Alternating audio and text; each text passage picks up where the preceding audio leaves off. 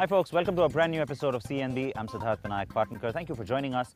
On the program today, you can see I have two products here with me. Both of them we're very proud to announce, in case you missed it, our NDTV Car of the Year and the Two-Wheeler of the Year, the Hyundai Grand i10 and the KTM Duke 390 running away with the top honours. We will also introduce you to the Viewer's Choice Car and Two-Wheeler of the Year. That's coming up in just a short while. Also some details on the awards in terms of how the scoring patterns and voting went. But first, let's bring you our car review. This is a new one. It's a car that's just driving into the market. It's the all-new generation of the Mercedes-Benz S-Class. It's considered the benchmark, or at least it was, until first the BMW 7 Series, then the Jaguar XJ, and finally the latest generation of the Audi A8 over the past few years changed the paradigm. But now the S-Class from Mercedes-Benz seems poised to take back the crown. Now the S-Class qualifies as the flagship of the Mercedes-Benz range, not just here in India, but anywhere in the world. Now the last car was very popular, and in fact here in India in this segment it was pretty much on top. But when you looked at it, it looked heavy, it looked bulbous, it looked big. This one, not at all boat-like, is it? And that's primarily because of the kind of new design language you're seeing across Mercedes-Benz cars. There's a lot more agility that's implied in the design. And you know what? The last car had this huge wheel arch here. It was a design signature for the S-Class. It got accentuated because in the long wheelbase, especially here in India, this part of the car just seemed huge. That's gone away. So that's part of the reason why the car looks better. And this sloping coupe roofline, well, that definitely helps too. This character line business has really caught on, right? I think every second manufacturer wants to put in a little sharp crease here along the side. It does help. It gives the car a sense of speed, even when it's standing still. In the face is where you really start to see what's happening right now with Mercedes-Benz. You know, this is one company that really didn't know what to do when it came to LED lighting. They knew they had to have some sort of an LED daytime running light signature. Finally, the designers have got it right. It is this element. Nice sharp line, some people like to call it almost eyebrow-like.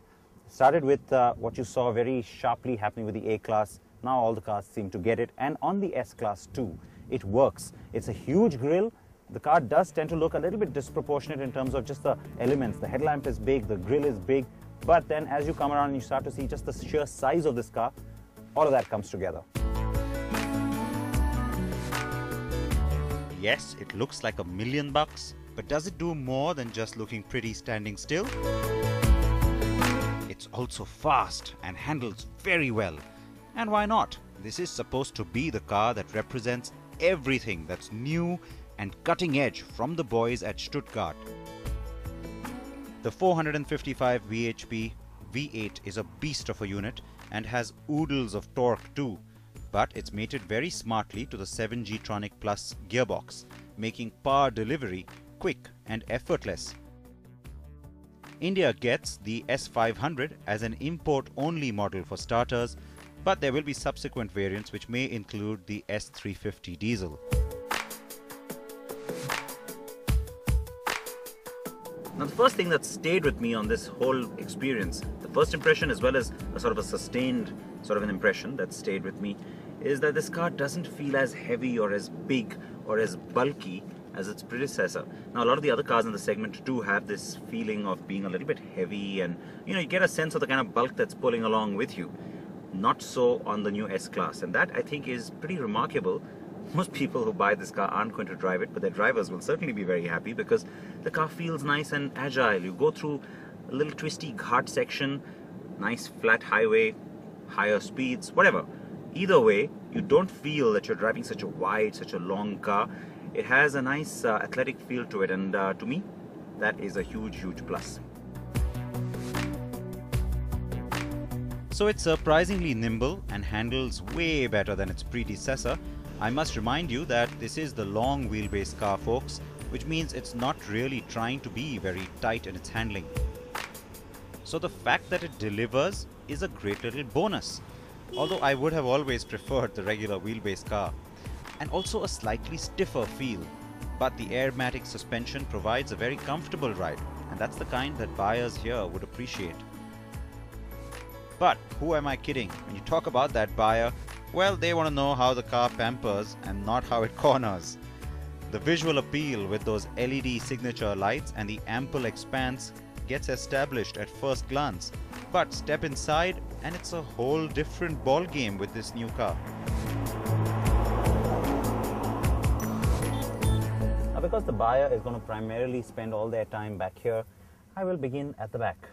It is the lap of luxury. You've got two individual seats, they have controls, they can recline, and you know what? There's much more that they can do. I'll tell you that in a second. There's some storage back here. You can opt for an optional cooler, remember. There's a huge storage bin here too. It also gives you access to a table that folds out and, well, you can use your laptop on it or whatever you want to do. And I found another little goodie in here. That's a remote control that helps me just keep everything at the palm of my hand right here at the back. So the AC controls, the multimedia controls, and the seat controls, all of that is possible from this remote. You just switch to left, and then, well, in this case I'm going to say car. Owner's manual is one thing I can see. Besides that, seat settings as well. So let me show you the thing which I found rather interesting. Seat settings, and in we go. There's lumbar support that you can adjust, and then there's the massage function. That's right, there's all sorts of different, in fact, let me show you this. There's, there you go, massage, and you've got 6 different kinds of massage that you can actually opt for. Okay, I got over that very quickly, but most would love that feature. There's also the rear seat configuration control called Chauffeur Assist, which lets you fold up the front passenger seat and really stretch your legs, complete with a pop-out footrest. Totally sick, right? Of course, there's a lot more. Panoramic sunroof, the 3D Burmester sound system, which has 24 speakers including 9 tweeters. There's a bunch of exterior cameras, and that also includes a night vision infrared camera, parking assist, 8 airbags, and loads more. Now, virtual clusters are becoming pretty much the norm. So you've got a virtual cluster here, lots of information on that. Won't bore you with the details because all those systems and all those functions you can think of, they're in here. It's a nice 2-spoke steering wheel, has a nice classical look to it. Mercedes-Benz, also written in an old style font. The whole thing sort of works. It looks attractive. There's a good use of leather, metal and wood, and the colors, all of that also coming together pretty well. Neatly tucked away all these buttons which control not just the climate control system but also the defogger and the menu for the big screen. You've got the huge multimedia setup down here as well, lots of buttons here, and of course you can also switch from sport to comfort mode. All of that very similar to the earlier cars, so I won't get into that. But what you do now have is a little gimmick which I think some buyers will like. You can see a little bit of a red hue around this entire dash. There's a floating sort of a feel to this whole screen, and that's because you can change the ambient lighting. So it's not just here behind the screen, it's also here behind the speakers, down here in the dash, all the way down into the footwell, both in the rear and the front, and also up in the roof. So you get these little elements of color that just add a little, maybe a little bit of presence. There you go, in my hand you can see it's red. I am now going to change it though, so let's go to the screen, pick vehicle, and there you got the car. There's time, there's owner's manual, parental control. That's interesting. You can actually lock off some of the multimedia features, especially for your kids. Consumption, which tells you, of course, how efficiently you're driving. There are cameras all around the car that gives you curb views and reverse views as well. And then the seat settings, which we've already seen something of that in the rear. And then you got the vehicle settings. So let's go in there. Car moves forward on the screen, and there you go. Ambient lighting, color, it's already on red, and you can go to sunset orange, you can go to morning white, daylight white, Moonlight blue. That's nice and sharp and different looking as well. Twilight purple, and finally dawn red, which is, well, pink, I guess. But it's interesting. I mean, not something I would have expected on the S-Class, but some of the other cars like the Range Rovers and the Jaguars, they're making this kind of thing popular. So why not throw it in here as well for good measure? So that may not be the clincher, though it's a nice little gimmick. Mercedes-Benz says that it's already sold the first shipment of the 125 units of the S500, and so now it's thinking of another batch of imports before beginning local assembly for the other variants that we talked about, which will happen at the plant in Pune. The flagship S500 is priced at 1,57.5 lakh rupees, ex-showroom Delhi. Subsequent variants are likely to be priced closer to the 1 crore rupee mark. All right, plenty more details coming up on our awards and lots more as well. So you've got to stay tuned for that. We will slip into a short break. Before we do that, though, a quick look at the second screen on the NDTV app. I've got a question coming in from Jatin Lohia. He's asking, what's the better car to buy, the BMW 5 Series, the Audi A6, or the updated Mercedes-Benz E-Class? Now, Jatin, it depends what you're looking for. If ride and handling and performance is really just the only thing that you're looking for, well, then the 5 Series still remains the most relevant there. If good looks and staying a little contemporary is important, then the update on the Mercedes-Benz E-Class really does take things away, though the A6 is just as relevant on that particular front. Good gadgets and seating comfort, well, again, the A6 seems to score a little bit higher, though many people prefer the back seat in terms of comfort on the E-Class. So I hope I've answered your question there. If any of you have any questions for me, go ahead, open up the NDTV app on your smartphone or tablet and go to the Car and Bike Show second screen. Now, that short break and we're back with more.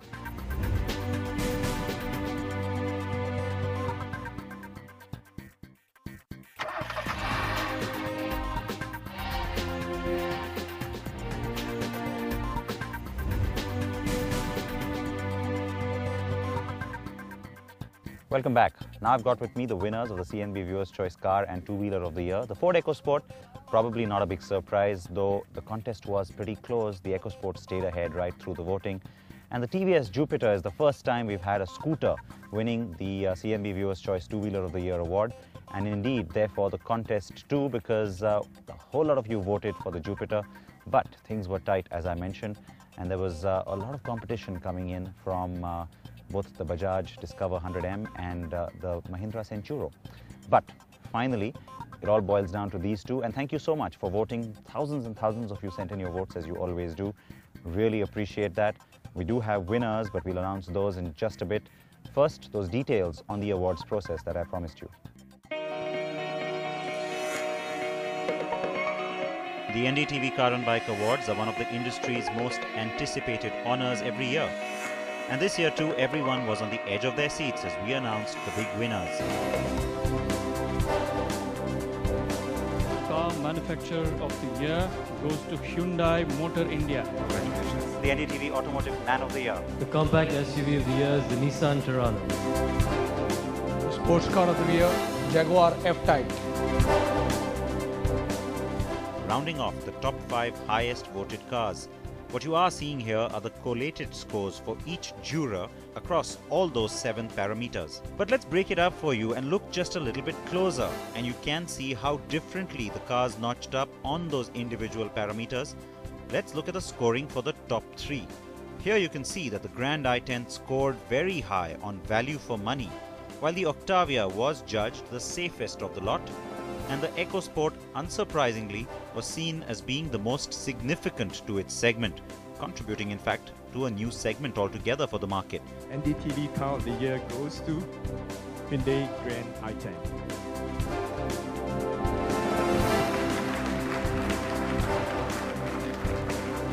On the two-wheeler side, it was even closer. The overall winner was the KTM Duke 390. Not a surprise, right? But look, it stayed just 3.5 points ahead of the Royal Enfield Continental GT. It was good to see a scooter come in at the 3rd position. Honda has been doing very well at the CNB Awards, and it was no surprise then to see the Dream Neo and Trigger capping the top 5. While the car jury had 11 jurors, 6 jurors voted for the two-wheeler category.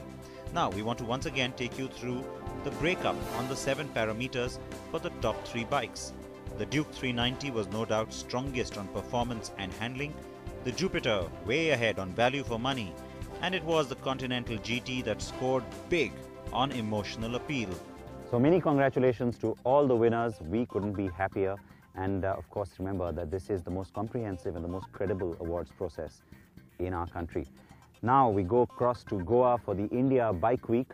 And you know what? After having taken a look at what's been happening there, I'm feeling a little bit envious because Bala seems to have had quite a blast.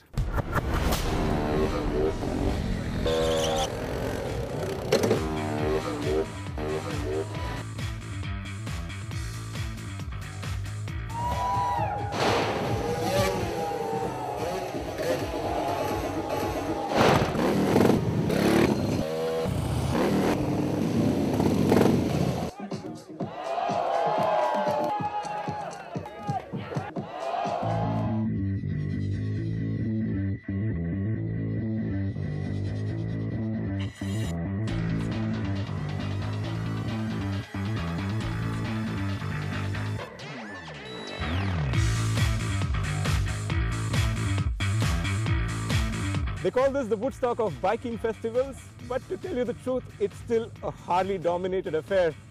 Over 1,000 Harley bikes here at the India Bike Week, but the organizers are confident that for the 3rd edition, with the new players like Ducati, Triumph, all of them entering the Indian market, they are confident of roping in all of them for the 3rd edition. I have the Fat Boy Special here with me for a couple of hours just to do some exploring, so let's go have some fun.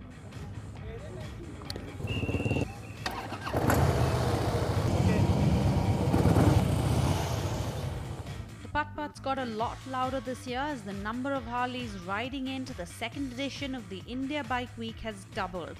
The India Harley Brotherhood, which calls themselves the Hogs, rode through the streets of Goa in a parade to coincide with the Harley-Davidson annual national rally.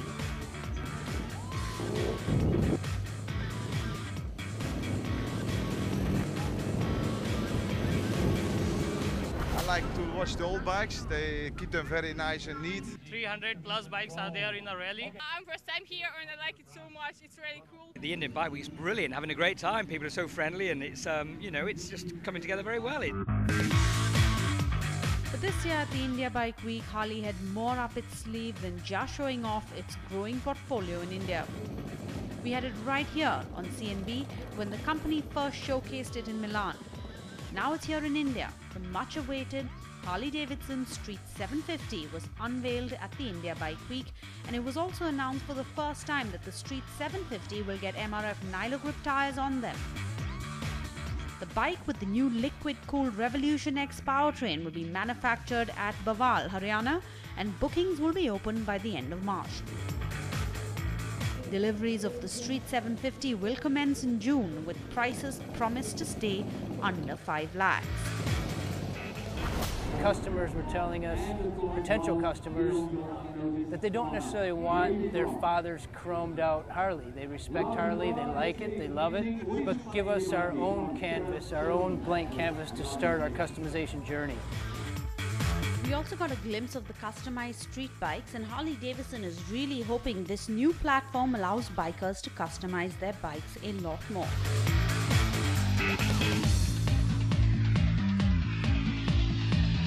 As usual, beside the bikes themselves, the festival was a lot about fun, with bands playing all day, fighting championships, and even a bikini bike washout to turn up the heat.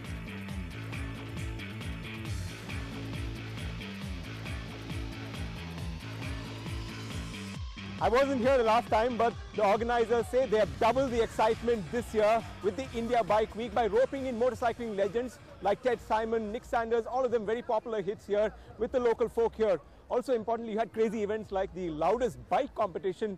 Also where we're standing right now is a bit crazy right now. We're actually on top of the ramp. This is the freestyle motorcycling, the stunt team from Australia and New Zealand brought in from MRF to perform here. We're right now on top of the ramp. Clearly exciting times here at the India Bike Week. It's been a lot of fun so far.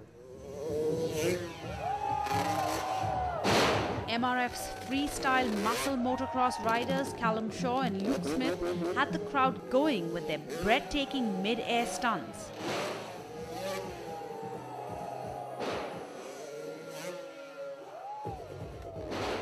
Couldn't turn out any more better. Good weather for tonight. The crowd was loving it. Yeah, it's a good time. The more the crowd get into it, the more we get into it. The festival also had its share of international celebrities from the motorcycling world, like the English Grand Prix racer Scott Redding, who says India could soon host its own Grand Prix race, what with Indian teams like Mahindra Racing already making an impact. Indian manufacturer in the World Championship is always going to help. It's Mahindra, I believe. So, you know, it's getting the name out there, getting more people to come to India for the racing, but the only trouble here is not so many tracks for people to ride bikes, and I can't see a lot of people wanting to go on the road here. We also spotted motorcycling legend Nick Sanders, best known for his long-distance riding achievements, having circumnavigated the globe on his motorcycle 7 times. There was also the Indian electric concept bike named Nistarkya unveiled in Goa, but somehow the design just didn't look too inspiring, especially its awkward seating position. But its creator from Mysore, Santosh, says the bike frame can be customized to the rider's body. The bike build-off saw quite a bit of interesting bikes, with the Reza Hussain Customs and Chopper class really being the showstopper. The vintage bikes too got their share of attention, with lots of BSAs, a Polish Viva scooter and many more.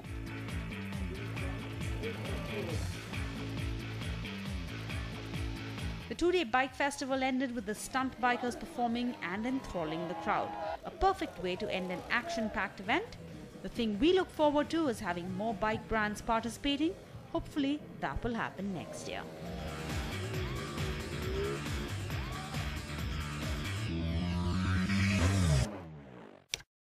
Alright folks, we're going to leave you now, but these are our proud winners. We are very happy with the 2014 awards, how everything has gone, and very happy with the winners. Royal Enfield with its Continental GT had 4 wins that night. The other company with 4 wins was Ford. You had 3 wins for Hyundai and 2 each for the 2 bikes that you see here on the show with us today. React to what you've seen as far as the awards go, and of course everything else we've showed you on the program today. You know how to get in touch with me.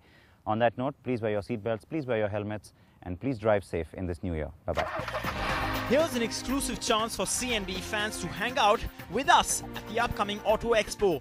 Join biking enthusiast and actor Ranbir Kapoor, Hero MotoCorp CEO Pawan Munjal, and of course Siddharth on a live Google Hangout on the 6th of Feb. And ask your questions on biking, future motorcycles, and passion for motorcycles and scooters.